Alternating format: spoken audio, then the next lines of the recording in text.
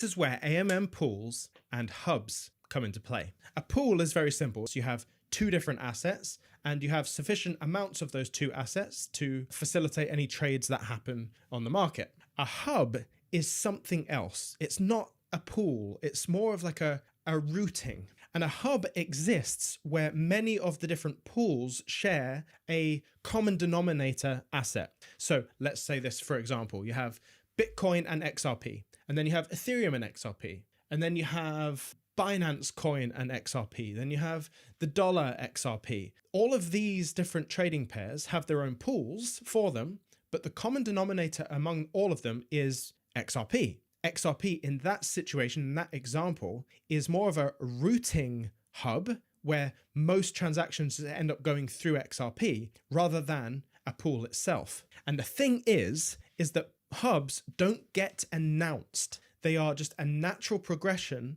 as a market continues to grow and follows the path of least resistance, right? Remember what I talked about the river, water finding the path of least resistance? That's just what happens. Nobody announces that the river's going to go left and then the river's going to go right. That's not how it goes. It will just go there. This is financial physics. So if we reflect back on the previous episode, we came to a dilemma. The dilemma is that multi-currency AMMs seem to be a direction that's absolutely viable for the global banking system to move in. We found out in my research paper that I released as a white paper, the link is in the description if you want to see it. If you have a budget for liquidity, let's say you're a bank and you've got $1 billion as a budget, if you spread that budget across multiple different pools, the requirement for liquidity, the amount of money you actually have to provide, is 10 times more. So instead of having the $1 billion, you would need $10 billion.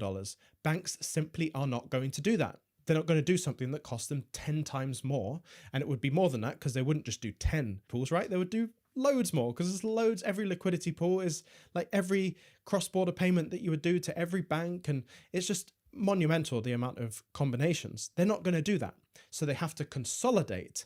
But consolidating wouldn't give them exposure to all the different payment corridors unless you did a multi-currency AMM. And this is an AMM that can have up to 10 different assets within the AMM, all perfectly balanced, allowing you to remove the problem of fragmenting and paying loads more for your liquidity, but also allows you to consolidate and access the rest of the world in an easier way. That seems to be a path of very little resistance. But XRP does not fit into that world.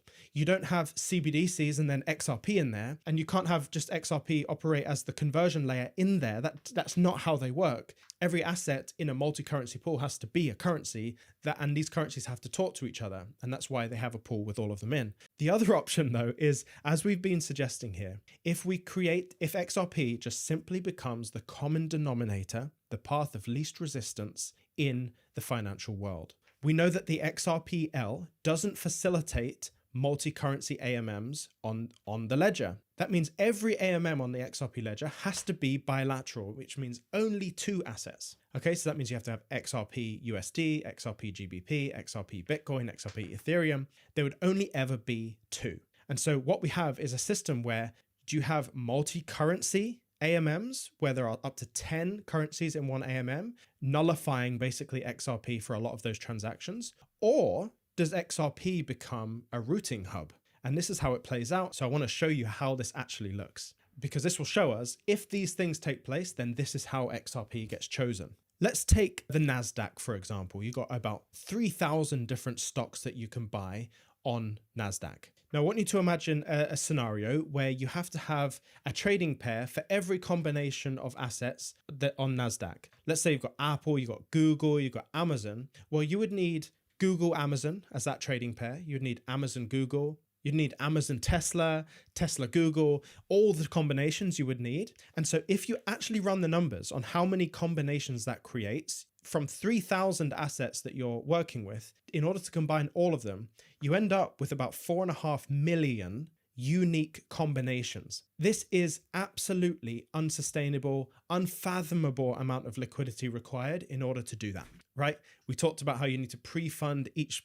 pool essentially with the liquidity. The liquidity, when you increase the amount of pools that you're spreading the liquidity across, costs you, even if you're doing 10 extra liquidity pools, it requires 10 times the liquidity. So we're talking about 4.5 million times the liquidity. This is not going to happen. However, there is a way around it. What if every asset only linked with a single trading pair? Are you following? So you would have Apple XRP, you'd have Tesla XRP. All you need at this point is every asset in the list to point towards XRP. XRP in that case becomes the routing hub and the conversion asset in a bilateral AMM system, meaning you've now got about 3,500 pools instead of 4.5 million pools. And this is where the research, especially the research I did in my liquidity framework white paper, started to become really, really challenging, because it's very easy to follow an easy narrative and say, oh, XRP could just be